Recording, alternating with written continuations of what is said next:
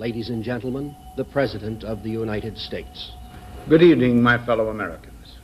We now stand 10 years past the midpoint of a century that has witnessed 4 major wars among great nations.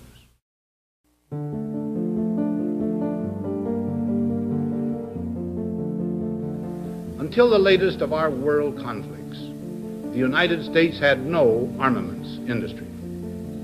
American makers of plowshares could, with time and as required, make swords as well. But we can no longer risk emergency improvisation of national defense.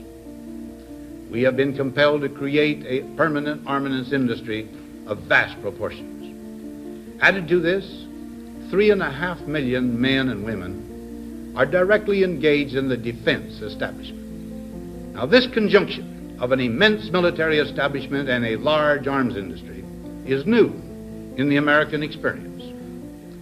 The total influence, economic, political, even spiritual, is felt in every city, every state house, every office of the federal government. We recognize the imperative need for this development, yet we must not fail to comprehend its grave implications. Our toil, resources, and livelihood are all involved.